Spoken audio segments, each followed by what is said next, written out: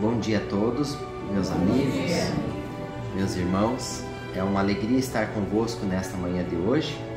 Uma manhã gostosa, rara em nossa cidade, mas muito agradável. Que possa esta temperatura agradável, este bem-estar exterior também ser a temperatura dos nossos corações nesta manhã de hoje. E eu vos convido então para que possamos fazer um agradecimento a Deus, uma oração. A Deus, o Pai da vida, a Ti agradecemos por tudo que temos recebido, pela oportunidade de estarmos aqui reunidos em Seu nome, reunidos em nome do Mestre Jesus, a aprender, a compreender as lições da vida. Que possamos ter este encontro verdadeiro com o Cristo interior nosso, a nos transformar, a nos modificar. Que as lições trazidas neste dia de hoje possam ser gravadas por nosso espírito. Que essas verdades possam descortinar as trevas de nossa ignorância para fazer refletir o esplendor da luz do Criador em nossas vidas. Que nós possamos, assim, receber o melhor tratamento designado para cada um de nós nesse dia de hoje, para cada um de nós que está a nos ouvir, onde quer que se encontre, encarnado ou desencarnado.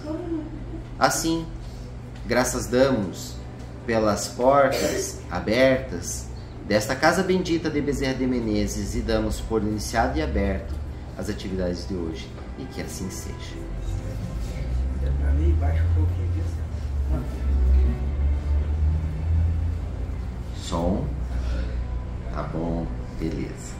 Vocês vão me falando, se tiver ruim a gente muda de novo.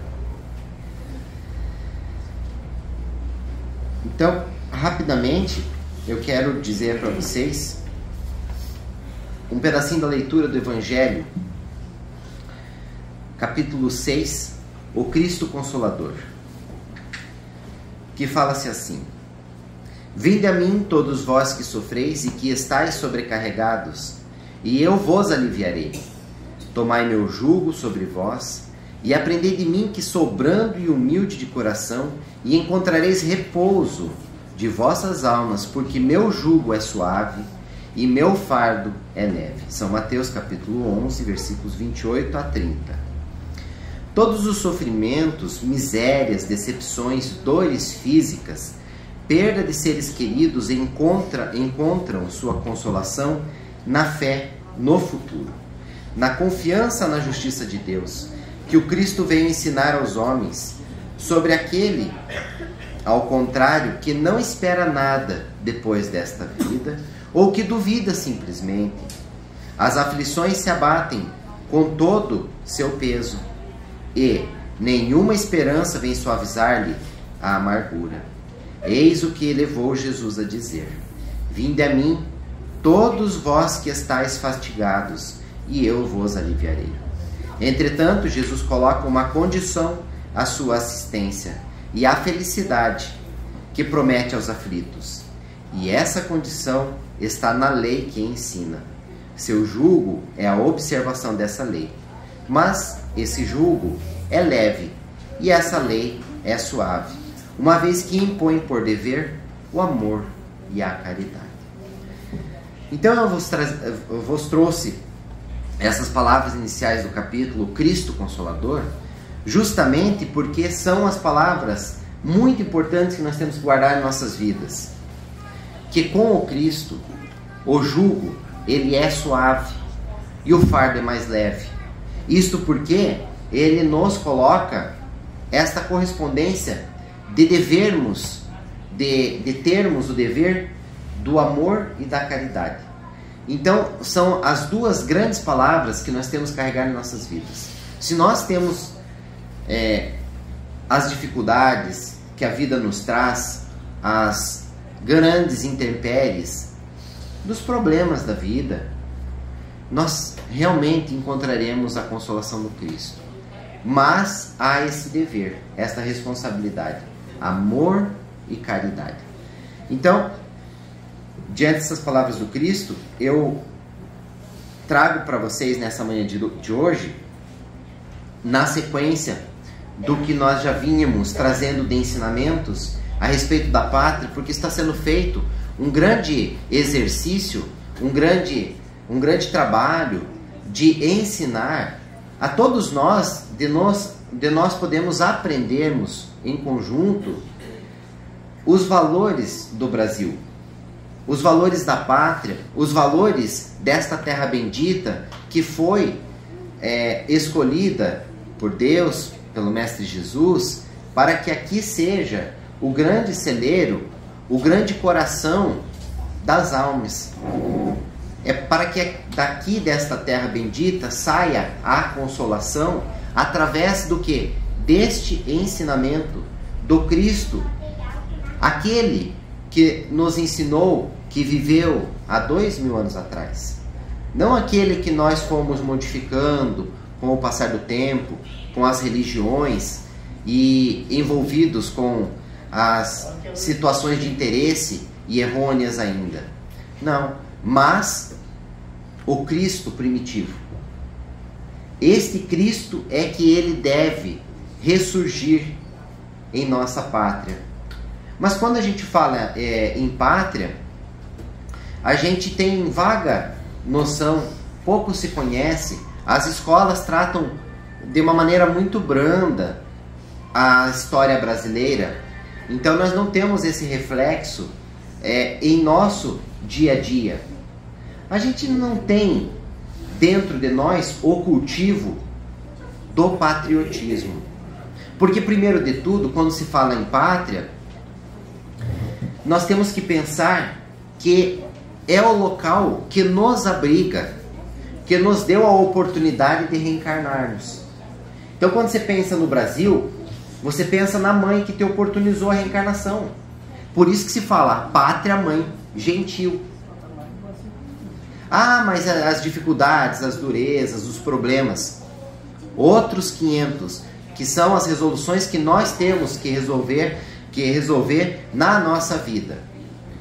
Mas a pátria, Brasil, é a nossa mãe gentil. E nós temos que cultivar, compreendê-la, entendê-la, conhecer a sua história para que a gente possa saber os porquês das coisas e aí então compreender este sentimento que começa a se desenvolver no coração da gente, de respeito, de gratidão, e onde que os verdadeiros valores vão se formando. Valor de respeito, de dignidade, de amorosidade.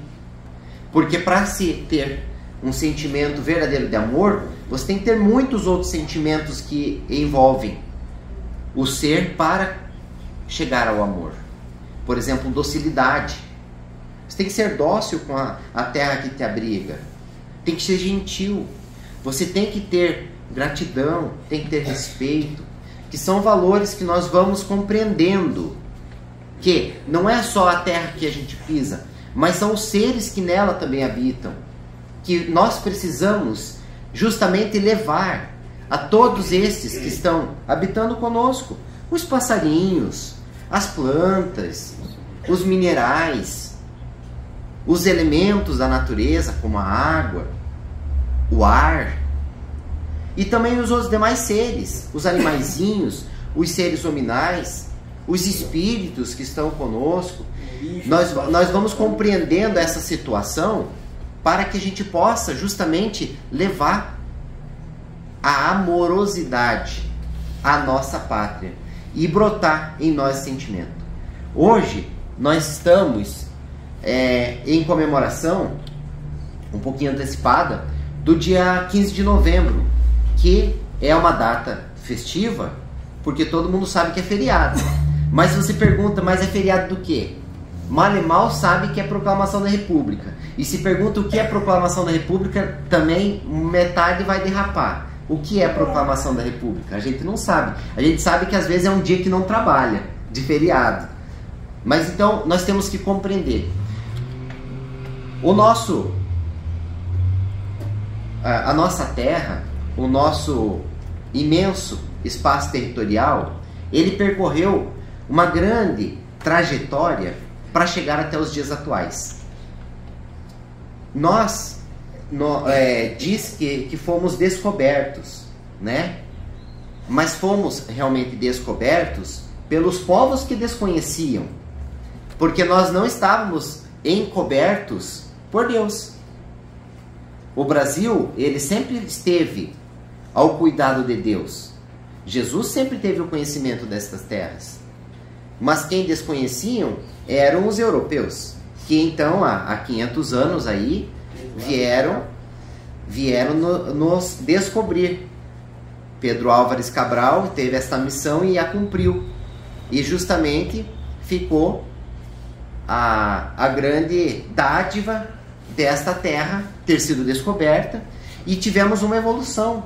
E já conseguimos estudar, principalmente através do livro Brasil, Coração do Mundo, Pátria do Evangelho, que ele nos traz algumas histórias que complementam a história do dia a dia, que a nossa história, a história material, terrena, ela guardou. Então nós temos um lado da moeda, que é a parte material, a parte da história que nós conhecemos, que fica aqui vertente na parte dos encarnados, e existe uma outra parte da história que é pertencente aos desencarnados, que é aquela que os historiadores não contam. E esta parte da história que os historiadores não contam, justamente se funde com aquela que a gente conhece. Por isso que, dentro do Espiritismo, a gente tem uma alegria tão grande de reviver as histórias, porque a gente tem um conhecimento a mais. A gente consegue ter aquela complementação fantástica, porque você tem a parte material, tem a parte espiritual, que elas caminham em conjunto, como todos nós. Nós temos a nossa parte material, mas temos também a parte espiritual. Muitas vezes a gente não entende a nossa forma de agir, o nosso jeito de ser, os porquês das nossas vidas, as dores, os sofrimentos, as angústias, porque a gente não tem a visão total da parte espiritual. Então, quando a gente tem o material e se funde ao espiritual, nós temos as respostas. E aí vem a consolação. Por isso que a terceira revelação, a doutrina espírita, é o Consolador prometido. Porque vem dentro desta religião a explicação que nos faltava. Não é somente mais aquela resposta padrão para todo mundo, que é porque Deus quis. Agora não. Agora nós sabemos os porquês. Eu tenho uma dorzinha aqui. Agora eu sei porque eu aprontei uma coisinha aqui. Então eu tenho uma dorzinha aqui porque eu tenho que aprender esta lição. Eu estou nessa condição por causa daquilo outro. E aí nós vamos formando uma perfeita compreensão da nossa vida. Que a nossa inteligência, ela dá asas. Porque nós somos inteligentes, nós desenvolvemos o nosso raciocínio, e a nossa fé vai ficando alicerçada com o raciocínio. E aí nós temos a fé raciocinada da doutrina espírita. Quando nós chegamos então nesse dia 15 de novembro, nós temos o feriado nacional. Muito que bem, é uma alegria para todo mundo, né? Um dia sem trabalhar. Mas espera lá. Para compreendermos essa data, nós temos que percorrer um pouquinho da nossa história. Então tem ali o slide, onde todos os povos aprenderiam a lei universal da fraternidade. Vejam só, quando essas terras então foram criadas, lá atrás, por Deus, elas ficaram então à escondida para que não fosse degenerado, porque Deus já sabia o que nós iríamos fazer com o Cristo. O Cristo veio, o Cristo foi crucificado, e em seguida a igreja que detinha o poder à época tomou o Cristo, os ensinamentos, e distorceu para que o Cristo fosse abafado, fosse desconhecido, fosse modificado. E passou-se mais de 1000 1.800 anos e chegamos no Espiritismo. Quando o Espiritismo vem latente, criado então e codificado por Allan Kardec, em 1857 o primeiro livro, e vem iniciando a sua história. O Brasil, que foi descoberto em 1500 pelos povos europeus, ele já tinha então em seu seio um povo que o habitava, que eram os índios, os silvícolas. Esse povo, ele estava aqui, muitas tribos, e que elas conviviam aqui. Com a chegada então dos portugueses, veio um segundo grupo, o grupo de Portugal, e também um terceiro grupo, que eram os grupos das tribos africanas, que vieram para cá também dar a sua contribuição de força de trabalho, de resignação, de resiliência. Então fundiu-se todos estes povos que para cá vieram, para que aqui nós tivéssemos esta lei da fraternidade universal. O Brasil, ele foi chamado então por início de terra da Vera Cruz, em seguida terra da Santa Cruz, e aí pela questão da venda do pau-brasil, tiraram o nome que era determinado pelo Cristo e passou a ser chamado de Brasil, Império do Brasil, Estados Unidos do Brasil e República Federativa do Brasil.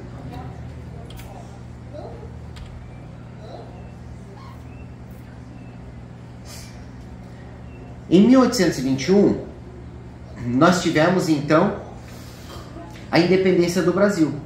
Vocês se recordam? Nós já estudamos aqui.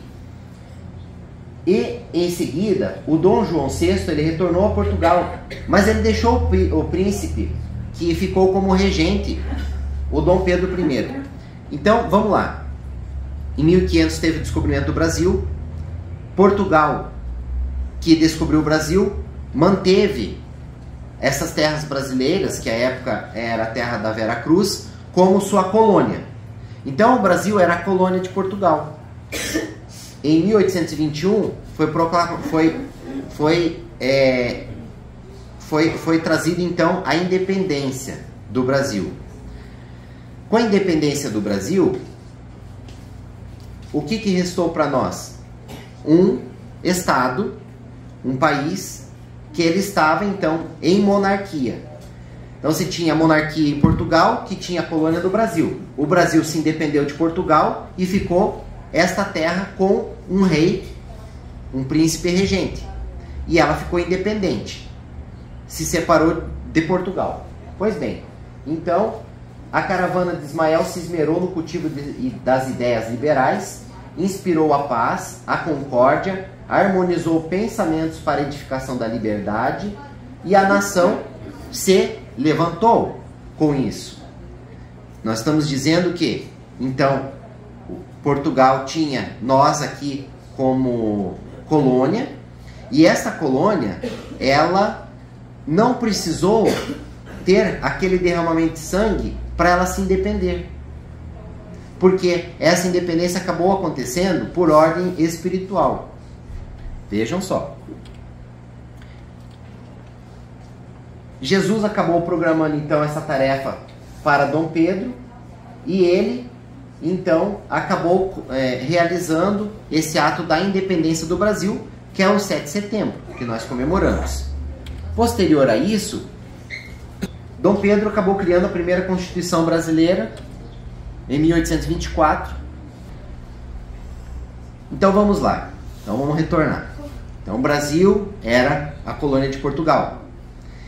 O Brasil se independeu em 7 de setembro de 1822. E se tornou então o Império do Brasil, onde que havia o príncipe regente, Dom Pedro, e ele era então da monarquia, o representante monarca nosso.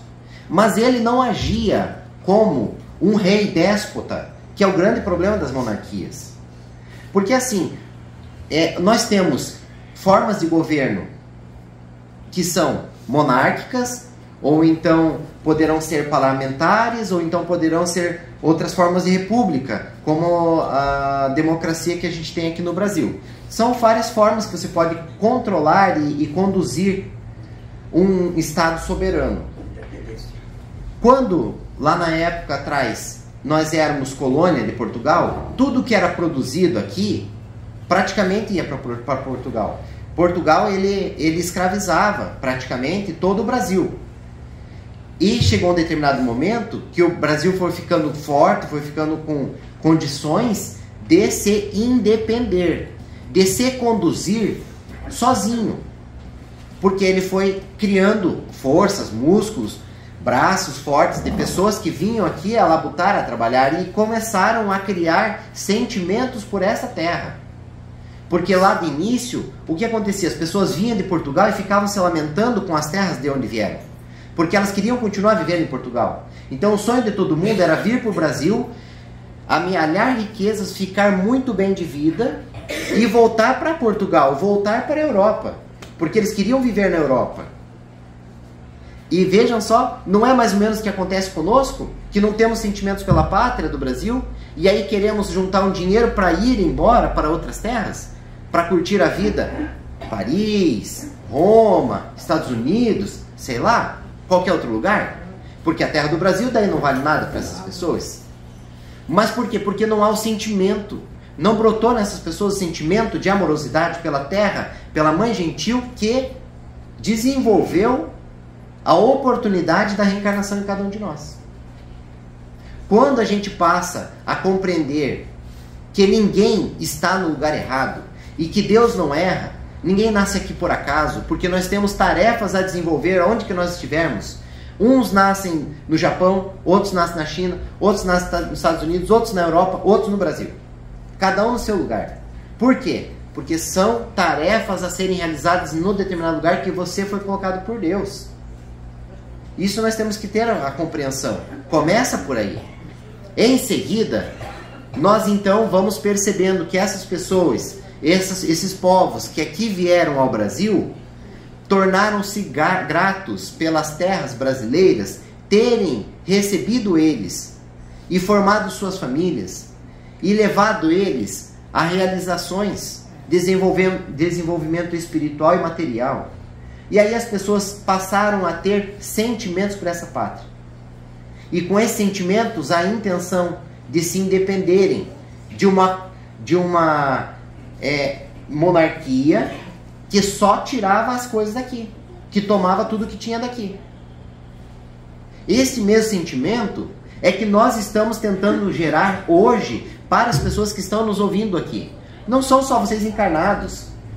Nós estamos falando aqui para milhares de espíritos desencarnados. São irmãos nossos que vieram de outros orbes, são espíritos que vieram de outros países, que não conhecem a nossa história. Nós não conhecemos nossa história. Nós estamos aqui para conhecer a nossa história, para desenvolver o sentimento de amorosidade. Porque quando você anda na rua e joga o papel no chão, sem saber a destinação, sabendo que ele vai correr, vai cair nos rios, vai sujar a nossa pátria, a gente não faz mais isso. Porque você passa a ter sentimento. Por que você não suja tua casa? Não joga sujeira dentro de casa? Porque é você que vai ter que limpar. Então você não suja mais a sua terra, você não faz mais coisa errada com a sua terra quando você desenvolve sentimento. Porque você começa a tratar a sua terra como o seu lar.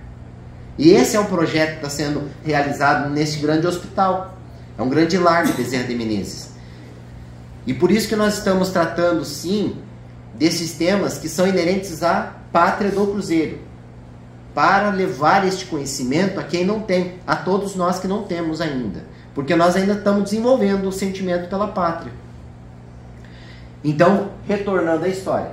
Tivemos o descobrimento do Brasil em 1500. Viramos colônia de Portugal. E de Portugal começou a vir como uma ponte de ligação. O quê? Forças de mão de obra.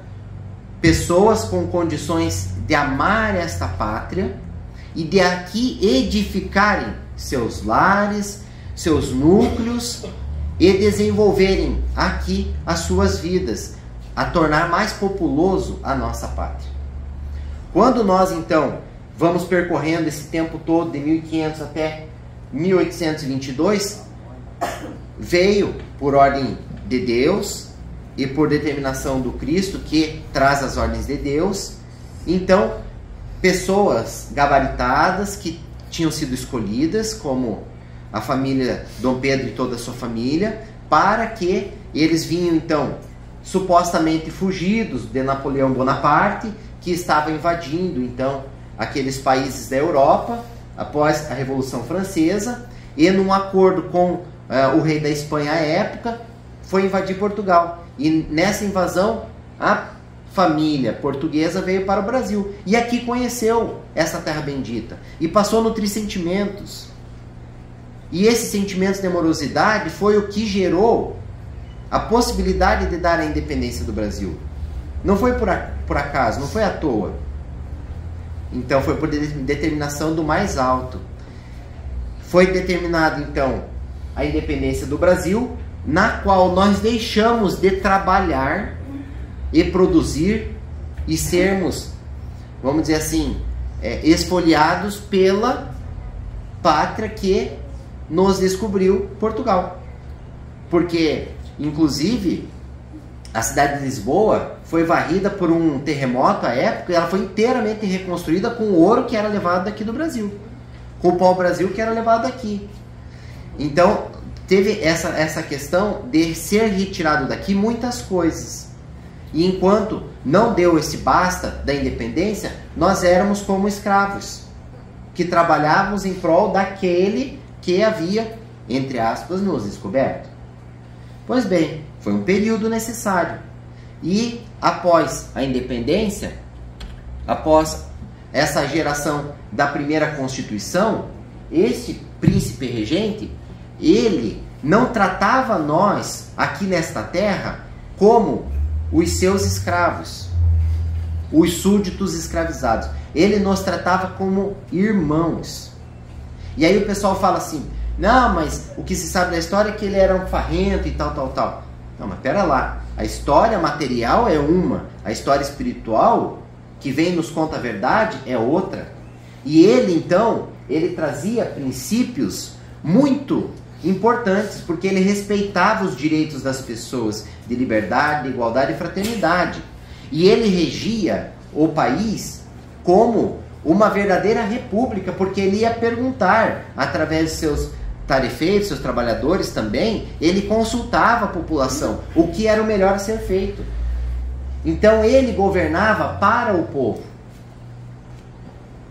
Essa é a diferença. Tanto é que o Brasil, o Império do Brasil, aquela época, de 1822 até se tornar república, era conhecido como a monarquia mais republicana das Américas, quiçá do mundo. Então ele era um rei, mas não era um déspota. Ele era um rei, mas ele não usava seu direito ou seu poder de vida e morte das pessoas e de escravização das pessoas. Ele deixava com que as pessoas vivessem, trabalhassem e realizassem conforme suas capacidades, e ele usava deste contato com as pessoas para ir realizando aquilo que era do interesse público e não do interesse individual, egoísta, pessoal dele. Então vejam que diferença. Porque se você tem alguém que rege para o povo, não é bom? Não é isso que todo mundo sonha e quer? Então, nós tínhamos a monarquia mais republicana. Um rei que não era déspota, mas que ele saía em meio à população para conhecer das necessidades e de realizar o que era possível. Inclusive, era também abolicionista, não concordava com a escravidão. Você imagina, um totalitarista, um rei que tinha todo o poder, ele não concordava em escravizar todo mundo. Então ele tratava as pessoas com a amorosidade, ele tinha o respeito pelas pessoas. Vamos mais adiante. Este ano é um ano muito importante para a nossa história. É o ano do bicentenário da nossa independência. Nós já tratamos sobre isso também. Nós completamos aí 200 anos de independência. Mas que independência? Se nós continuamos escravos, escravos de pagar um mundo de imposto, escravos ainda de não poder falar o que nós pensamos. Que tipo de liberdade é essa se nós ainda estamos escravos dos nossos vícios? Nós não conseguimos fazer nada sem pensar que o vício nos comande? Então, nós temos que dar um basta e parar para pensar na nossa vida, mudar esse rumo. Mas guardem consigo 200 anos de independência do Brasil. Independência de quando éramos escravizados por Portugal, que éramos colônias de Portugal. Então o livro, ele vem e traz a seguinte colocação no capítulo 27, chamado A República. Ele fala assim: se a monarquia, embora todas as liberdades públicas que desenvolvera, espíritos avançados do Brasil a consideravam como a derradeira recordação da influência portuguesa. A República era considerada pela comunidade brasileira como a fórmula de governo compatível com a evolução do país e com a posição cultural de seu povo. Então, essa ideia de que o Brasil se mantivesse como monarquia já não dava mais condições. Por quê? Porque houve uma evolução no mundo. Os espíritos entendiam que não deveria mais haver um que comandasse tudo pela questão consanguínea, que era o monarca. E que nós deveríamos então ter uma outra forma de sermos regidos no país, que seria a implantação da República Democrática no Brasil, onde que todos participassem da eleição, da escolha do seu comandante, porque é isso que nós fazemos hoje. Esse pensamento ele veio junto com as correntes filosóficas lá da Europa, que eram correntes que traziam uma força do pensamento da filosofia e de que as leis naturais regem todas as pessoas. Então o positivismo veio muito forte naquela época. Nós já tratamos também sobre esse tema, o positivismo. E por essa razão, os anos de 1888 e 1889 assinalaram os derradeiros tempos do único império das plagas americanas. Por toda parte e em todos os ambientes civis e militares ascendiam os fachos do idealismo republicano, sob o palio da generosidade da coroa. Então, essas ideias revolucionárias naquela época, porque eram os revolucionários, porque eles queriam modificação, a transformação, elas corriam soltas, não precisavam ser escondidas. Porque o imperador, ele não se preocupava com que as pessoas tivessem liberdade de filosofar, de raciocinar, de pensar. E essas correntes idealistas foram tomando tanta força, e ele deixava com que as pessoas evoluíssem. Ele não ia lá, tá fomentando ali uma revolução, vou lá matar eles, vou lá prender eles. Não tinha isso. Então, vejam, essa questão da república, ela veio ocorrendo por ordem de mais alto. E as pessoas, elas discutiam isso abertamente nas praças, nas suas casas, nos ambientes que se reuniam. E essa ideia de escolherem conjuntamente o seu representante para ele então conduzir a pátria por um determinado tempo e não ter somente um regente e que pela sua questão consanguínea fosse passando para o seu filho, para o neto e tal, isso então foi determinante para chegar a esta época que foi quando ocorreu a proclamação da República. Mas vejam só o que Jesus acabou falando naquela época para o espírito, anjo, que cuida do nosso orbe, da nossa terra, especificamente Ismael. Ele fala assim: irmãos, a pátria do Evangelho atinge agora a sua maioridade coletiva. Então guardem convosco, maioridade coletiva. Profundas transições assinalarão a sua existência social e política. Uma nação que alcança a sua maioridade é a responsável legítima e direta por todos os atos comuns que pratica no concerto dos povos do planeta. Necessário é separemos agora o organismo político do Brasil dos alvitres permanentes e constantes do mundo espiritual, para que todos os seus empreendimentos sejam devidamente valorizados. À maneira dos indivíduos, as pátrias têm igualmente direito à mais ampla liberdade de ação. Uma vez atingido o plano dos seus raciocínios próprios, acompanharemos indiretamente o Brasil, onde as sementes do Evangelho foram jorradas a mancheias, a fim de que o seu povo generoso e fraternal possa inscrever mais tarde a sua gloriosa missão espiritual nas mais belas páginas da civilização, em o livro de ouro dos progressos do mundo. Seus votos evolutivos, no que se refere às instituições sociais e políticas, serão carinhosamente observados por nós, de maneira a não serem obstadas às deliberações das suas autoridades administrativas, no plano tangível da matéria terrestre. Mas, como o reino do amor integral e da verdade pura ainda não é do orbe terreno, urge formemos também as nossas atividades, concentrando-as na obra espiritual da evangelização de todos os espíritos localizados na região do Cruzeiro. Então, vejam só que interessante. Em 15 de novembro de 1889, o Marechal Deodoro da Fonseca proclama a República dos Estados Unidos do Brasil, confortado pelas luzes do alto que nunca o abandonaram. Dom Pedro II não permitiu que se derramasse uma gota de sangue brasileiro no imprevisto acontecimento.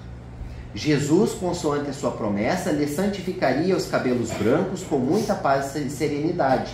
O primeiro cuidado de Ismael após a proclamação da República era reafirmar no seio dos ambientes espíritas a necessidade da obra evangélica, no sentido de que ressurgisse a doutrina de tolerância e de amor, de piedade e perdão do crucificado. Então, percebamos que quando veio a determinação de Jesus para que a nossa população, o nosso povo, a terra brasileira se independesse, se tornasse emancipada, isso aconteceu, sem derramamento de gota de sangue. Tanto, vamos ver para frente aqui.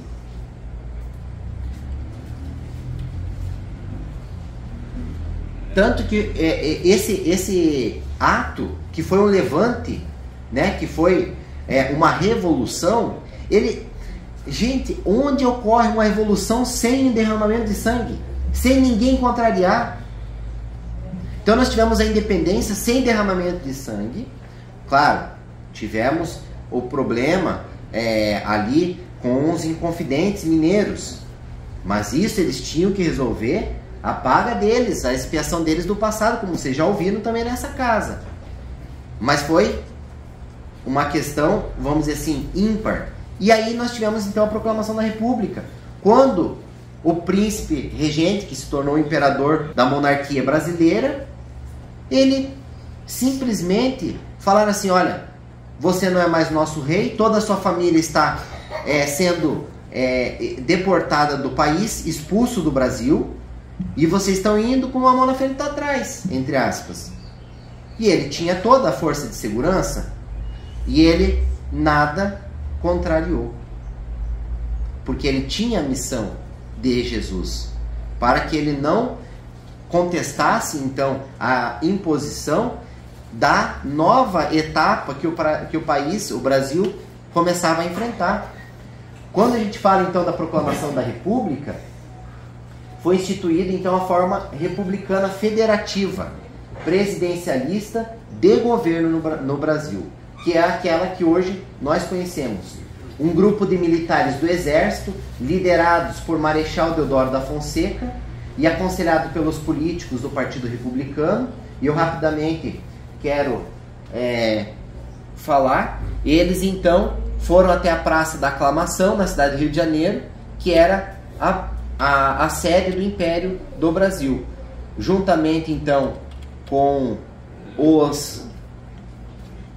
os companheiros de trabalho dele, Marechal Floriano Peixoto, que então foi o vice-presidente, ministros Benjamin Constant Botelho, Quintino Bocaiúva, Rui Barbosa, Campos Salles, Aristides Lobo, Demétrio Ribeiro e o almirante Eduardo Vandenkolk. Todos membros que eram à época da maçonaria, que era a forma com que eles se reuniam e conseguiam transmitir esses ideais de inovação. Então vejam, com a proclamação da República, nós passamos a ter um sistema presidencialista, onde nós passamos a escolher o nosso dirigente. E aí, claro, de lá para cá tivemos a evolução. Mas olha o que o proclamador da República falou. República no Brasil é coisa impossível, porque será uma verdadeira desgraça. O único sustentáculo do Brasil é a monarquia. Ser mal com ela, pior sem ela. Por quê? Porque o regente do Brasil era maravilhoso. O Dom Pedro, ele simplesmente ouvia as pessoas e buscava realizar o melhor pelas pessoas. Então ele não considerava que tivesse alguém que pudesse reger o Brasil melhor do que Dom Pedro. Vejam, isso é uma questão que a gente não estuda na história. Raramente algum outro tem conhecimento disso. E isso foi numa carta que ele mandou, o Marechal Deodoro da Fonseca, ele mandou em setembro de 1889, um pouquinho antes dele proclamar a República. Porque ele proclamou a República, mas ele proclamou a República tirando o seu chapéu para o Dom Pedro. E ele mandou essa carta para quem? Hermes da Fonseca. Hermes da Fonseca esteve conosco, tivemos a honra de ouvi-lo, trazendo suas palavras de nacionalismo, de patriotismo, de orgulho por esta terra linda que nos acolhe há cerca de uma semana atrás. Então vejam, o Hermes da Fonseca foi o terceiro presidente do Brasil, e o primeiro presidente então do Brasil foi o Marechal Deodoro da Fonseca. E ele tinha este pensamento. Como que uma pessoa que pensa que não há nada melhor que a monarquia vai proclamar a República, lhe fazer um levante? É porque, na verdade, era para acontecer isso por determinação do Cristo. Porque quem que proclama uma revolução é aquele que está insatisfeito, não é mesmo? Mas não era por somente uma mera insatisfação de uns ou outros com o que ocorria na parte da monarquia brasileira, mas era pela questão da evolução. Era uma questão de independência da pátria, para que ela não estivesse atrelada a uma condução como de pai e de mãe. É igual nós, quando que a gente nos independe? Quando a gente chega à maioridade, não é mesmo? Maioridade. Uns lugares são 18, outros são 16, outros são 21. Aqui no Brasil é 18 anos, maioridade civil. Pois bem, vamos lá. Agora eu pergunto para vocês. Vocês têm filhos, vocês são filhos, vocês têm netos, vocês têm família. Quando que alguém se independe dos seus pais? Quando ele tem capacidade de sair de casa, de formar sua família, de pagar suas contas. Senão não vem me dizer que a pessoa é independente, mas ela vive na barra de saia da pai e da mãe. Não é mesmo? É assim. Então 15 de novembro, proclamação da República. Olha o que nos traz a proclamação da República. Liberdade, liberdade, abre as asas sobre nós, das lutas na tempestade, dá que ouçamos tua voz. Agora, como eu falei a vocês, liberdade, liberdade, para quem se independe? De quem e do que? Aí que eu X da questão. A independência que ocorreu há 200 anos, ela reflete na nossa vida? Nós estamos independentes? Nós já nos independemos dos nossos pais? Nós já nos independemos da nossa família, do seio de onde estamos colocados? Nós já conseguimos estudar e viver e nos manter e nos conduzir corretamente perante a vida? Ou não? Essa é a questão da independência. A proclamação da República é a mesma coisa. Nos tornamos república, saímos da rédea ou da direção boa que tínhamos da monarquia, que não era absolutista, reflito mais uma vez com vocês, porque não era um déspota que nos cuidava, mas sim era alguém que amava o povo e que buscava no povo o melhor. Os nossos regentes atuais da República Brasileira estão procurando ouvir a gente? Eles estão saindo nas ruas para saber como é que está a situação? Ou eles estão déspotas, fazendo mando e desmando de qualquer maneira? Essa é a questão que nós temos que pensar. O Marechal falou uma outra questão muito importante. Vamos proclamar a verdade, o respeito, o amor, a esperança. Olha só, ele não está proclamando vamos atacar, vamos violentar, vamos agredir. Ele está falando verdade, respeito, amor e esperança. Compreendam que não se trata de uma terra de violência. Aqui não há violência. Aqui há elementos de amorosidade, onde realmente o Cristo tem que estar vivendo nos corações. Então, nós podemos verificar que foi instituído um governo provisório, onde que, quando proclamou-se a República, não houve derramamento de sangue, não houve combates, não houve agressividades ao extremo, e temos que compreender que a República seria uma forma de governo, de Estado, onde que busca-se atender o interesse geral dos cidadãos. E é isso que nós temos que ter na nossa mente. Para isso que serve a votação, para isso que serve nós realizarmos o ato de patriotismo, de cidadania, de ir realizar uma votação. É para escolher o melhor para o interesse geral dos cidadãos. Ah, mas o meu interesse fica onde? Não, teu interesse fica em segundo lugar, porque você tem que pensar primeiro na coletividade, para depois pensar no seu interesse próprio. Porque a gente não pode ser egoísta. A gente não pode ser aquela pessoa que só pensa para si. Nós temos que pensar no nosso próximo antes de mais nada. Então, quando se fala em democracia, a primeira coisa que deveria ser falada é o seguinte: é a escolha de um governante para o interesse geral dos cidadãos, e não para o interesse próprio, egoísta. Porque nós somos espíritos já muito antigos, nós já vivemos muitas outras oportunidades, e se nós não somos lá essa mil maravilha, nós temos um passado a resgatar. Só que não é porque eu tenho um passado negro aí para trás, de falta de luz, de falta de esclarecimento, de falta de condução correta, que eu tenho que andar errado. Eu tenho que escolher de uma forma correta. Eu tenho que mudar meu procedimento perante a vida. Eu tenho que ser uma pessoa de bem, um homem de bem, um homem cristão. E quando eu escolho ser um homem cristão, eu não penso mais em mim mesmo. Eu vou pensar em quem? Nos meus irmãos, no próximo, nos cidadãos, nos meus conterrâneos que habitam a mesma terra. Então é dessa maneira que a gente tem que viver a vida, pensando no próximo, não só de forma egoísta. Porque se eu pensar de uma forma egoística, não há Cristo ali. Cristo nunca agiu ou pensou de uma maneira egoística. Então os princípios de cristandade estão no amor ao próximo, na caridade, na fraternidade. Compreenderam? Quando a gente fala então de república, logo em seguida foi oficializada a bandeira do Brasil, e que ela foi criada por um filósofo. Ele não era uma pessoa qualquer, um desenhista, ele era um filósofo. Tudo tem o seu porquê, tem os símbolos, tem os seus motivos, e ela foi criada 4 dias após a proclamação da República.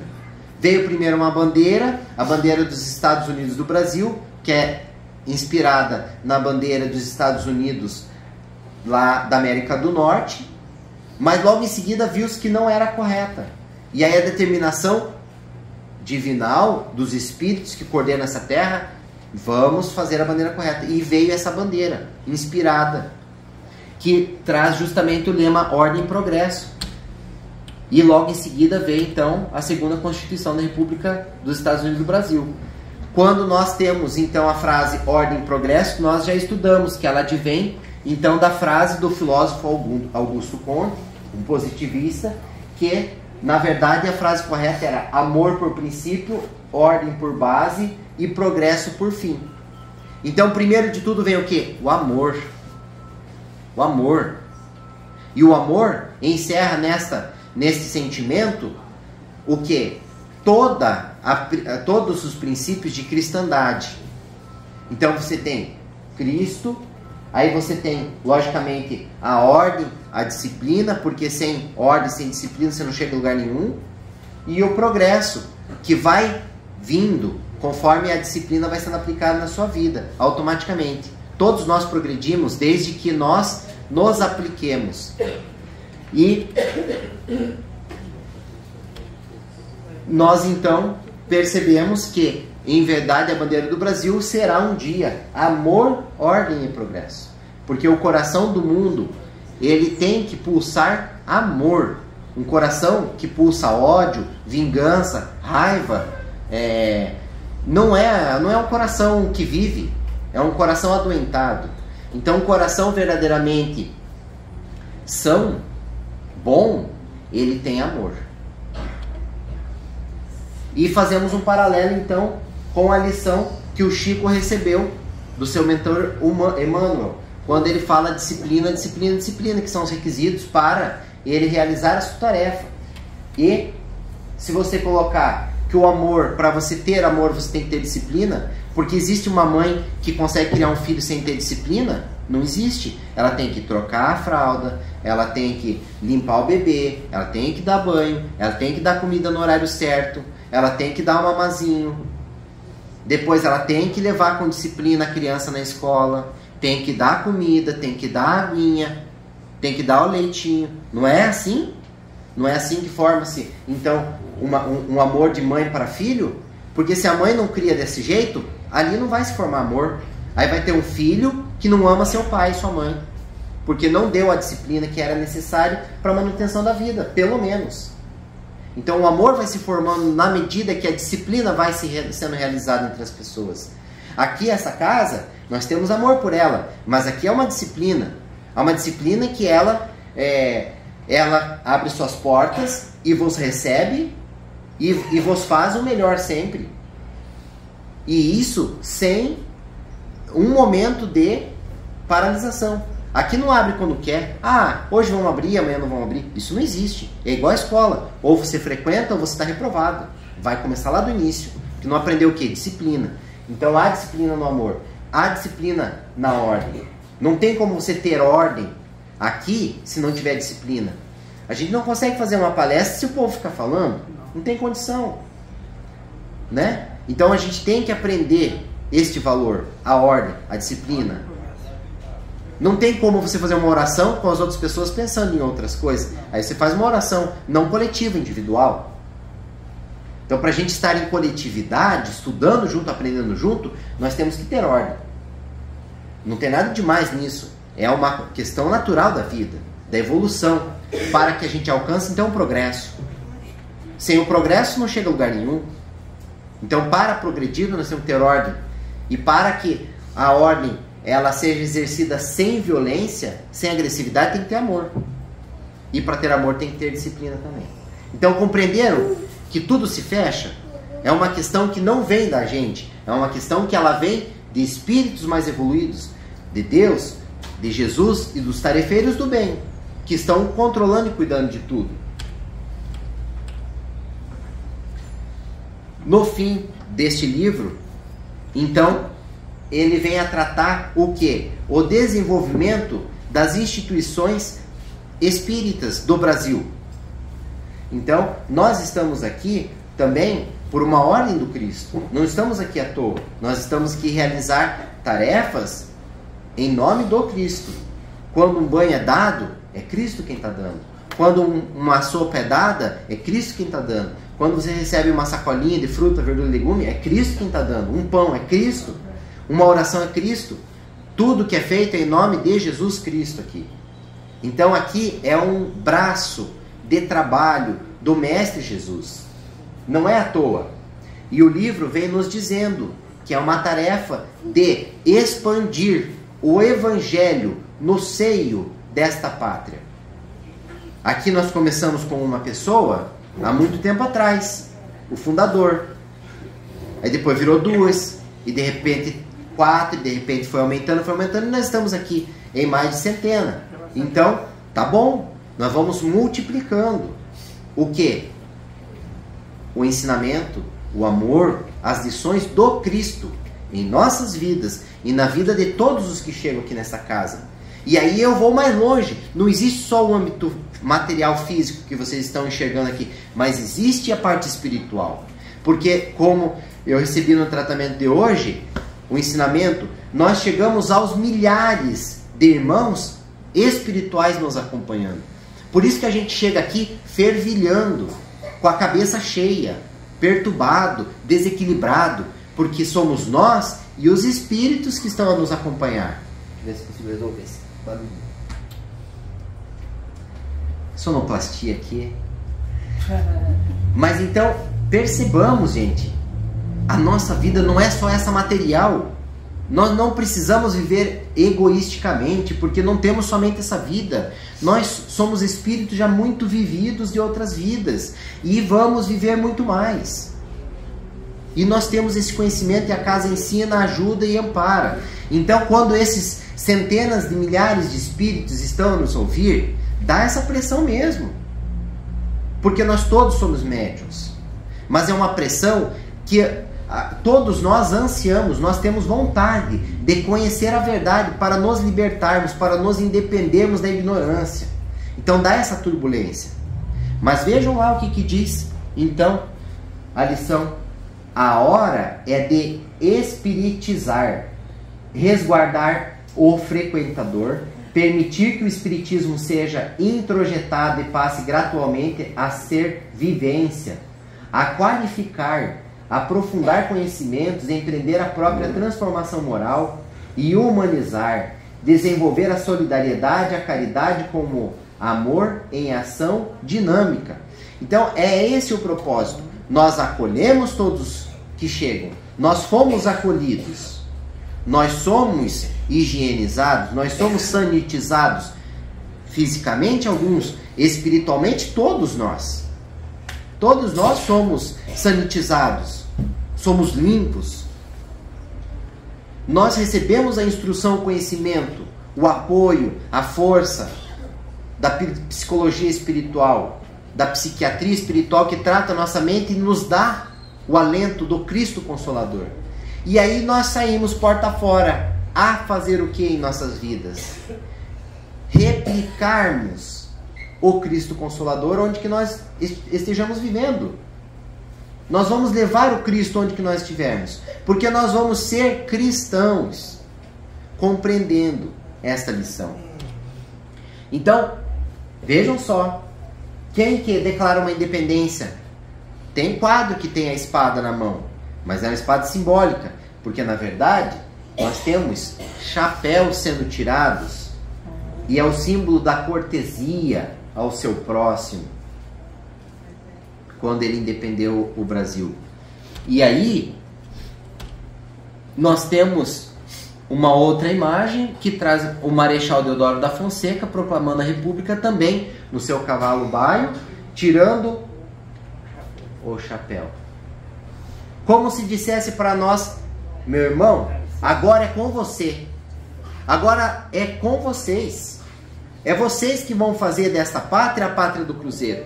Porque agora ela está independente. Agora ela é um ser que pulsa a verdadeira vida, onde vocês vão escolherem os seus representantes para o melhor da nação, da coletividade, não para si mesmos. Até ontem, a nossa missão era fundar a República. Hoje, o nosso supremo dever perante a pátria e o mundo é conservá-la e engrandecê-la. Então, nós recebemos a bênção de uma pátria independente, onde nós não temos que ficar trabalhando e mandando dinheiro lá para quem nos descobriu, sendo escravizados. Nós estamos com uma pátria que tem uma república onde que nós escolhemos quem nos representa como presidente para o bem da coletividade. Agora, se nós já recebemos tudo isso de presente, o que basta para nós fazermos é conservar e engrandecê-la. Com o quê? Com a nossa transformação e daqueles que nos cercam. Então é sempre essa busca da liberdade e do domínio da justiça. Por quê? Porque enquanto nós formos injustos, nós não temos a liberdade. Enquanto nós praticarmos alguma injustiça com alguém, nós estaremos escravos, porque nós vamos ter que pagar essa conta. É preciso trabalhar. E vejo que não se fala senão, quase senão em política, que é a mais das vezes guerra entre os interesses individuais. Então, Dom Pedro II, ouvindo aquele levante, aquele fomento que estava fervilhando naquela época, lá nas terras do Rio de Janeiro e no restante do Brasil, de que não deveríamos mais ser a monarquia do Brasil, mas que teríamos que ser então uma república do Brasil, dos Estados Unidos do Brasil, e ele falou: mas vejo vocês ficarem falando de política do que trabalhando. Porque quando você trabalha, você realiza. E é mais ou menos o que nós estamos fazendo hoje em dia. Nós ficamos falando de política, de político, dizendo que os outros são os culpados, culpando e atacando. E cadê o trabalho? Cadê o trabalho pela pátria, pela mãe gentil? Cadê o trabalho pelos nossos irmãos? Cadê a solidariedade e a fraternidade? Então eu trago justamente as lições que o livro nos trouxe já em desenvolvimento anterior, que nós temos que viver num ambiente de pura fraternidade, onde que existe o exemplo de sacrificação, da dedicação ao ideal de solidariedade, onde que as lições de trabalho e obediência, elas realmente são aplicadas, porque aí vai haver o progresso e a ordem, e aí haverá o amor, porque onde que o trabalho e a obediência são realizados de uma maneira ordeira, de uma maneira sentimentalmente correta, aí brota o amor, o progresso e a ordem. Estava lá trabalhando, desenvolvendo o que poderia trazer a vocês nessa manhã de hoje, e cheguei num livro que foi psicografado por Chico Xavier, que é da Lavra de Vários Espíritos. E encontrei quem? Marechal Deodoro da Fonseca. Pós-morte, ele morreu logo em seguida do seu cargo presidencial, e aí então ele volta em espírito trazendo sua mensagem, ditando mensagem, e Chico Xavier pegou a sua mensagem. Vamos lá ler o que ele nos fala. Proclamada a República e lançada a Carta Magna de 91, que é a Constituição de 1891, a segunda Constituição do Brasil, é que reparamos a enorme população ruralizada, a disparidade dos climas, a extensão do deserto verde, as tragédias do sertão, o problema da seca, a necessidade de uma consciência sanitária na massa popular, os imperativos da alfabetização, a incultura da liberdade, a escassez de sentimento cívico, a excentricidade das comunas municipais, o espírito ainda estreito de numerosas regiões. O programa compulsório do país não poderia afastar-se da educação nos mínimos pontos. Entretanto, tecêramos precioso manto constitucional com frases e textos de fina polpa democrática, quase impraticáveis além dos subúrbios do Rio de Janeiro. Então, o que o nosso primeiro presidente da República Democrática do Brasil vem nos trazer? Ele vem nos trazer esta consciência que depois que ele se desprendeu do corpo físico, em espírito, ele passou a ver a grandiosidade que é do Brasil. Não dá para você tratar o Brasil como sendo só a capital do Brasil, onde que lá as dificuldades existem, mas não são tão grandes quanto que aquilo que está à sua distância da capital. Por quê? Porque nós temos multiplicidades de solo, de clima, de terra, de população. Nós temos inúmeras condições diferenciadas, como ele mesmo trata ali. A extensão do deserto verde, as tragédias do sertão, o problema da seca e as dificuldades que envolvem todo o país. Porque se você vai na Amazônia, a dificuldade é uma. Se você vai no Nordeste, é outra. Se você vem para o Sul, é outro problema. Até semana passada nós estávamos no maior frio aqui, enquanto eles, por outro lado, estavam no maior calor. Onde há muita comida num lugar, outro está faltando. Onde há sanitarismo num lugar, no outro não existe. Água encanada num lugar, no outro falta água. Então as dificuldades de um país continental como é o Brasil, elas existem. As frases na Constituição são lindas, são belas. O direito que está posto na Constituição Federal hoje, e que já vinha de origem lá de 1891 com a segunda Carta Magna, é maravilhoso. Mas direito à liberdade, nós temos liberdade? O direito do ir e vir, nós temos como ir e vir? Eu posso dizer rapidamente, como que um pobre vai ter direito de ir e vir se ele não consegue pegar um ônibus, se ele não tem dinheiro para pegar um ônibus? Cadê o direito de ir e vir dele? Ele tem que se independer para poder ir e vir. Ele tem que ter as condições materiais e espirituais para poder realizar esse ato. Senão ele está preso, ele está circunscrito num lugar, não tem liberdade. O direito de poder ter uma moradia, por exemplo, mas pera lá, não consegui comprar minha casa. Então cadê o direito de moradia? Ele é constitucional, mas não é aplicado.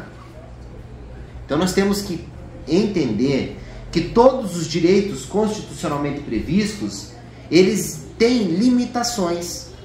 Por quê? Porque nós ainda não estamos vivendo verdadeiramente numa república independente. Por quê? Porque os nossos regentes têm que trabalhar em prol da população e não em prol de si mesmos. Os nossos presidentes, os nossos políticos, eles têm que sair a campo e olhar as necessidades das pessoas. Não adianta você mudar uma rua sem perguntar para os moradores, né? Eu estou indignado realmente porque fizeram isso na minha rua. Botaram uma mão que só vai, eu não posso voltar, tem que dar uma voltona. E não perguntaram para ninguém. Isso é o quê? Isso é totalitarismo. O cara que está lá comandando está fazendo e não pergunta para ninguém. Mudaram as ruas aqui da nossa cidade para diversos âmbitos e não perguntaram para ninguém se isso era bom ou era ruim. Todo mundo falou que era ruim, mas eles fizeram e pronto, acabou. Isso é o quê? Despotismo, totalitarismo. Um manda e os outros obedecem. Isso não é república. Isso não é república. República é ir perguntar para o povo o que o povo precisa. Vai ser bom para vocês se eu fizer isso? Vocês gostariam que eu faça aquilo? Porque uma mãe que tem amor, ela conversa com seus filhos. Uma mãe que ama, ela vai e fala com seus familiares. É bom para você? Ela fala com o vizinho. Tô te incomodando? Tá tudo bem aí? Não, tá tudo legal, tal, tá precisando de uma ajuda, tal. Isso é representar a família. Então, da mesma forma que uma verdadeira mãe age em casa, claro, sabedora de que ela tem a responsabilidade de bem conduzir as crianças. Não adianta a criança falar assim, eu não quero ir para a escola, mas ela sabe que tem que ter ordem e disciplina. Então vai para a escola sim, filhinho. Não tem nessa conversa. Porque a liberdade você vai alcançar quando você for independente. Mas enquanto você não é independente, você fica sob a rédea de quem te cuida. Com amor ou sem amor. E aí que nós vamos cativar o quê? Um futuro melhor. Um futuro que ele seja igualitário, solidário, fraterno, desde que nós plantemos o amor no nosso dia a dia. Porque essas pessoas que estão controlando a nossa pátria, nos mandos e desmandos, sem ouvir a população, sem fazer o melhor à sociedade, eles têm o seu tempo. É o tempo de Deus. Pode durar mais, pode durar menos. Quando Deus determinar, chegou o tempo, e aí o que ela plantou, ela vai colher. Então, se ela foi um déspota, um totalitário, foi um corrupto, vai desencarnar e vai renascer num local condizente com o que quer. E não somente esses que praticam, mas esses que concordam com isso. Porque quem não concorda vai retornar num outro ambiente que condizente com aquilo que ele escolhe, com o que ele quer, com o que ele busca. Porque semelhante traz semelhante. É a lei de Deus. causa e efeito. Você gerou uma causa terrível, então você vai colher essa causa terrível. Se não é nesta pátria Brasil, vai ser em outra. Porque nesta terra, vocês sabem, existem várias formas de governar. Nós temos aí tribos extremamente violentas aí na África, nós temos repúblicas que deixaram de ser repúblicas, nós temos monarquias, parlamentarismo. Então você vai se assemelhar com aqueles que são semelhantes a você. Se nós temos essa oportunidade hoje de estar num lugar bendito, onde que a Constituição guarda direitos, ainda que eles sejam, entre aspas, resguardados, se nós não guardarmos a Constituição em nossos corações, em nossa vivência, para os nossos próximos na localidade onde nós fomos plantados, o que vai acontecer? Nós perderemos esse direito que ganhamos. E se nós não guardarmos esses direitos constitucionais, nós vamos para um lugar que não tem Constituição. E aí lá o bicho pega. Como diz, o pau come. Mas daí é a sua escolha. Porque daí lá, na dor e no sofrimento, você vai valorizar o que você tinha e perdeu. É assim que Deus age. Lei de causa e efeito. Se a gente pensa só numa vida, realmente não tem como entender. Mas como nós temos o grande claridão, esse luzeiro que é o Espiritismo, que nos ensina que não é assim, que nós temos muitas vidas, então nós temos que plantar a semente boa hoje, para amanhã colher a semente boa. Ah, mas eu vou votar nesse porque é melhor para mim, porque eu vou ganhar um jogo de camisa, uma bola de futebol. Eu lembro que era assim que falavam lá no bairro, né? Lá na vila. O churrasquinho e tal. Não, pera lá, mas não é isso. Nós temos que pensar o que é melhor para a população, para todos os cidadãos. Se a gente está tão mal e que precisa ajudar alguém que está pior ainda, então vamos ajudar quem está pior ainda. Porque isso é ser cristão. Esses valores que nós temos que guardar, de cristandade. Então vejam, caí nesse livro que falava justamente essas lições do Marechal Deodoro da Fonseca, no pós-morte dele. Ele em espírito retornando, trazendo essas lições. É um livro antigo. E olha só o que mais ele fala. Ele fala assim: esperança no futuro. Efetivamente, não dispomos ainda do equipamento industrial, dos recursos técnicos, da disciplina e das virtudes públicas que caracterizam as comunidades anglo-saxônicas. Que ele estava querendo fazer um paralelo com os países da Inglaterra e do Reino Unido, que ele já tem lá toda a indústria, o poderio, a cultura, a capacidade de entendimento político diferente nosso, que nós estamos ainda aprendendo o que é ser uma república. Mas a grande balança do mundo, todavia, acusa em nosso favor uma civilização, e aí somos nós, respeitável ao calor dos trópicos, um potencial econômico inapreciável, a verdadeira noção de fraternidade que podemos definir por base da democracia genética. Ou seja, aqui a discriminação não tem vez. Aqui o nosso povo realmente ele é muito importante e tem uma capacidade de produção muito grande. E por isso que nós já estamos despontando. E isso ele falava em 1920, 1930.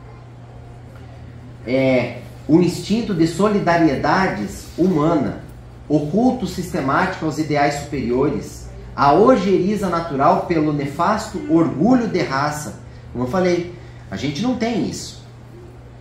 Porque no mundo nós temos países que eles rejeitam os negros, mas também tem países que rejeitam os brancos. E tem países que rejeitam os amarelos. Você entende? Olha só que situação. Racismo. Aqui aconteceu um caso, ele é podado, não vai se criar. Aconteceu outro, é tirado. Na pátria do Cruzeiro não pode haver esse tipo de discriminação de nenhuma forma. Nós temos sim, e vocês concordam comigo, que nós temos esse culto sistemático por ideias superiores. As pessoas querem, buscam, ou pelo menos deveriam todos buscarem, esses valores, esse conhecimento sobre o Espiritismo e sobre os valores de Deus. Porque na nossa pátria, sim, tem que haver Deus acima de tudo. Vocês sabem disso. Nós temos, a maior parte das religiões são cristãs. onde que o Cristo vem nos ensinar a presença do Criador de tudo e de todos, acima de qualquer coisa. Porque ele fala, amar a Deus sobre todas as coisas e ao próximo como a ti mesmo. Aí ele aprende, aí nós aprendemos com esse ensinamento que Deus, a coletividade, depois o egoísta para nós. Então o egoísta não tem vez aqui. Tudo bem, vou voltar a repetir, nós não somos Espíritos Santos, nós não somos ainda santificados, porque nós não somos perfeitos. Nós somos humanos que estamos nos elevando à classe superior. Mas enquanto nós não fazemos isso, o que nós temos? Nós temos a boa vontade. Nós temos um combinado que antes de reencarnar nós pedimos perdão das nossas ofensas que nós cometemos no passado e que nós estamos aqui para expiar, para pagar essa conta e para passarmos pelas provas de melhoramento. Agora, é claro, tem um monte de gente que derrapa na curva, né? Vem para cá, esquece que prometeu que ia ser melhor, que ia ser bom, que ia ajudar as pessoas, que ia ser cristão e que não ia mais cometer os erros que cometeu no passado e faz tudo errado de novo. Reprova na reencarnação. E aí são os, vamos dizer assim, os grandes errados que nós temos na nossa sociedade, para que a gente compreenda o porquê. Mas quando nós estamos aqui, ouvindo uma palestra, uma boa palavra, uma boa instrução, ouvindo Cristo, o Consolador prometido, nós estamos ali, lutando para se melhorar, para se modificar. Então, realmente, nós temos essa penetração, essa entrada, este viés de compreender o porquê que o Cristo quer que o seu coração esteja aqui conosco. Escolheu esta pátria e está trabalhando a população para que sejam também o seu coração perante o mundo, porque é assim que Deus age. Então, o sentimento religioso na exaltação da caridade. Certo dia alguém me falou, uma senhora que veio da Venezuela, não sei se ela está por aí, e ela comentou assim, aqui as pessoas ajudam umas às outras. O outro haitiano falou assim, aqui ninguém morre de fome não, lá no meu país morre. Lá no meu país está morrendo de fome, ninguém dá um pedaço de pão. Então, o egoísmo exacerbado. Me falaram também que nos Estados Unidos é a mesma coisa. E se você pedir alguma coisa? Na Inglaterra, se você pedir, você é multado. Então, você não pode pedir. Você não pode ali pedir ajuda. Então, não existe a caridade. Aqui no Brasil, você pode estar morrendo de fome, mas se você tem um pão, você divide e dá para o cara que está morrendo de fome.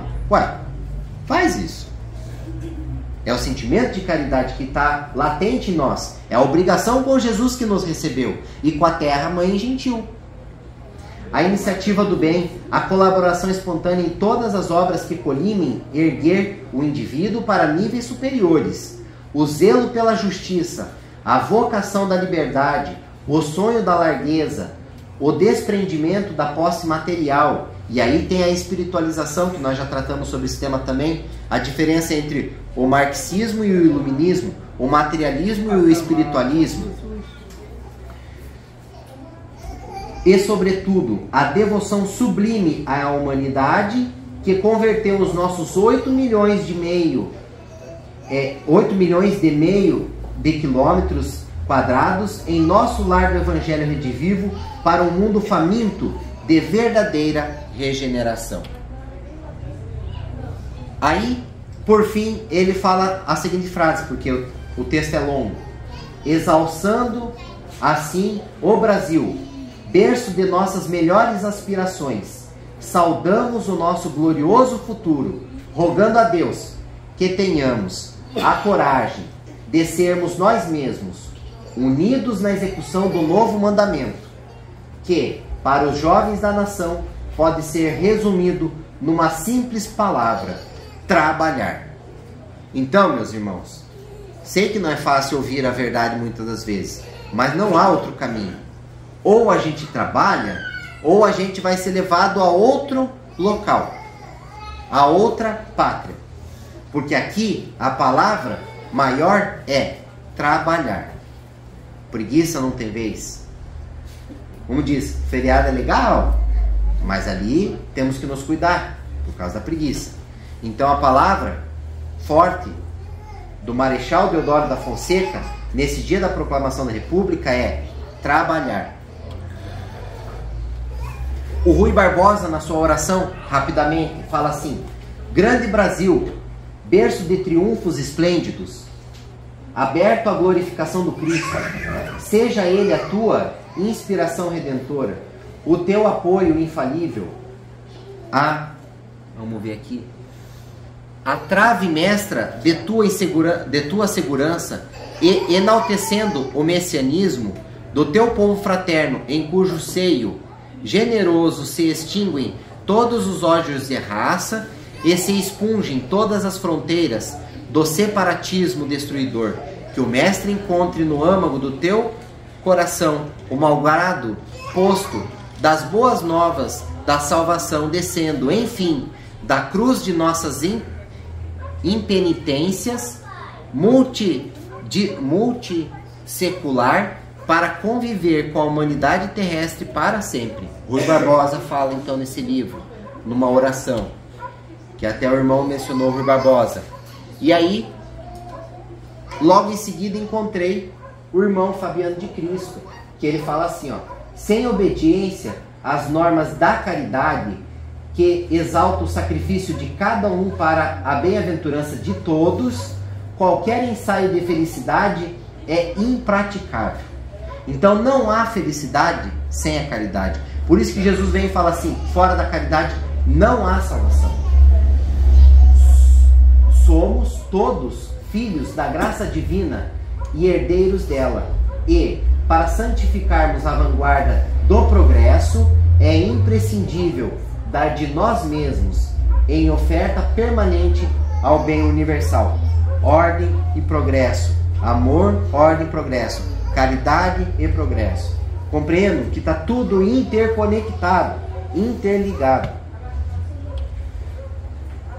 Bem-aventurados todos os trabalhadores da seara divina, da verdade e do amor, pois deles é o reino imortal da suprema ventura.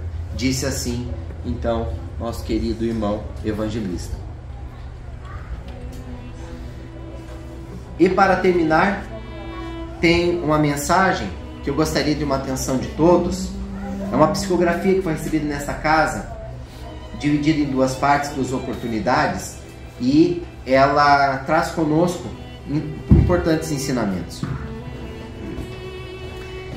Deus é o Senhor da vida, ponto. Em algum momento passou por vossas mentes algo do contrário? Duvideis de alguma forma da inteligência suprema, criadora de tudo e de todo o mais? Espíritas, exorteis a fé raciocinada. Percebam que Deus usa de todas as situações para serem lições na evolução dos envolvidos. A pátria do cruzeiro é fundamental para ser o esteio emocional e espiritual do orbe terra. Gostaria de vos trazer a reflexão de que um coração enfraquecido não dá as condições para possibilitar a vida plena. É sabido que o Cristo transportou para estas terras a árvore do seu evangelho e determinou para nestas terras emanassem seus ensinamentos verdadeiros. Assim, antes destas terras espargirem de seu seio o amor na fraternidade universal material, é imprescindível o fortalecimento e a verdadeira cura. Este coração é composto de todos os integrantes, todos nós, desta pátria, desta grande pátria. A união de todos os seres encarnados e desencarnados hominais e de todos os demais seres dos mais diversos reinos da criação. O coração não pode ter nenhuma obstrução em suas veias, porque terá de pulsar a luz, o amor do evangelho primitivo, à maneira a que for ensinado pelo Cristo. Então, é necessário regenerar o coração da humanidade, resgatando, atendendo, amparando, curando e educando esta porção de humanidade terráquea que aqui o Mestre Jesus já concedeu a permissão de se achegarem. A máxima ensinada pelo ilustre professor Chico Xavier de que para nascer no Brasil é preciso ter pistolão no céu é puramente verdadeira.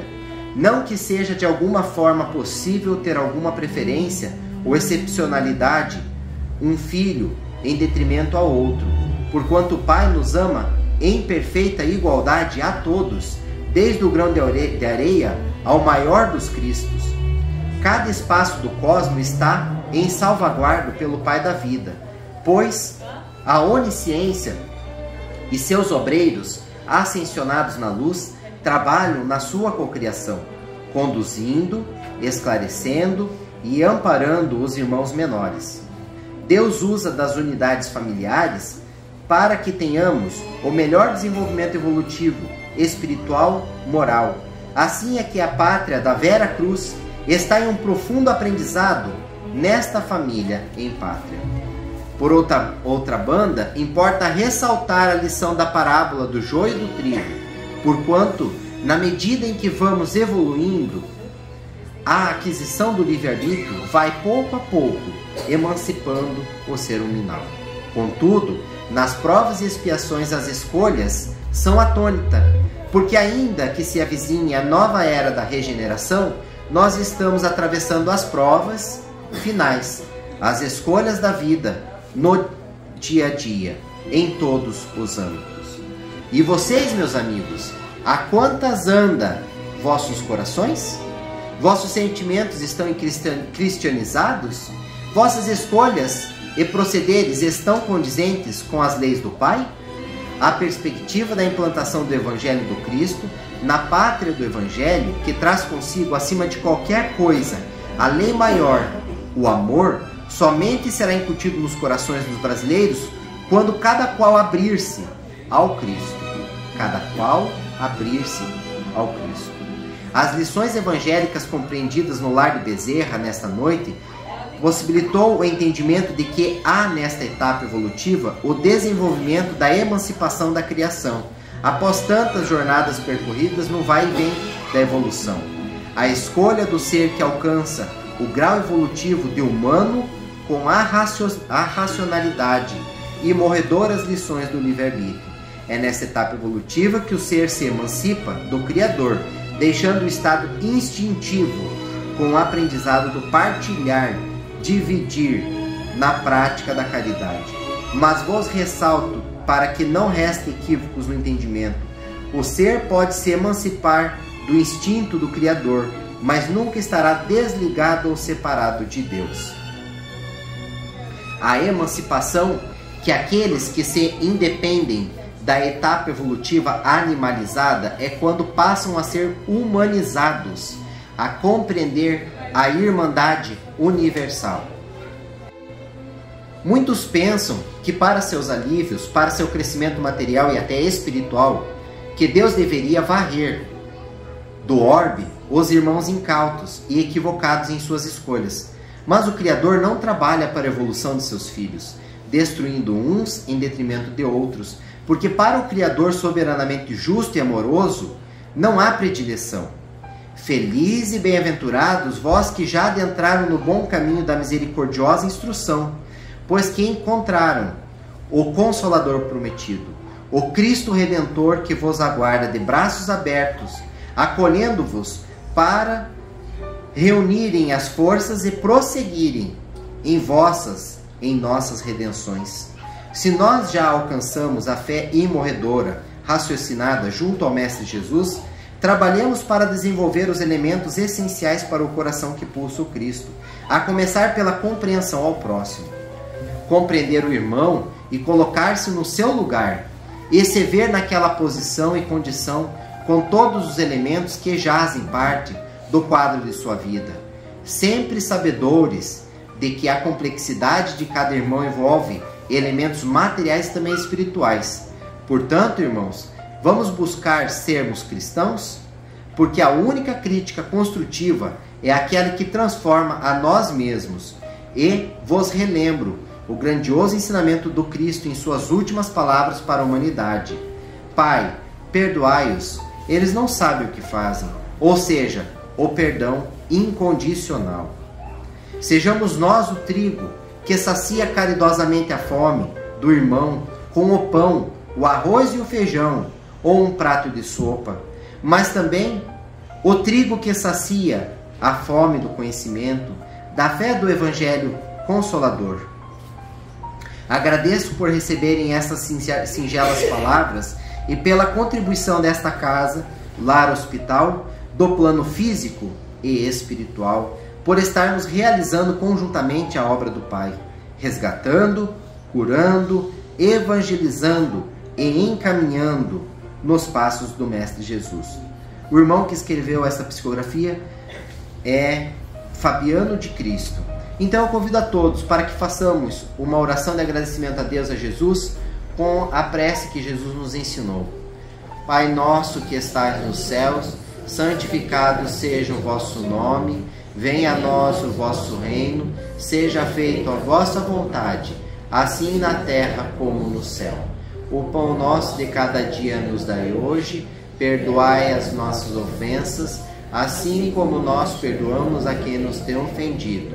E não nos deixeis cairmos em tentação, mas livrai-nos de todos os males. Pois teu é o reino, o poder e a glória, para hoje e por todo sempre. Queridos irmãos, sempre há uma graça, uma grande alegria recebê-los neste lar de Bezerra de Menezes. Vão em paz na proteção dos guardiões. Que Jesus sempre esteja conosco, assim como Deus, o Pai da vida. E que assim seja. Vamos em paz.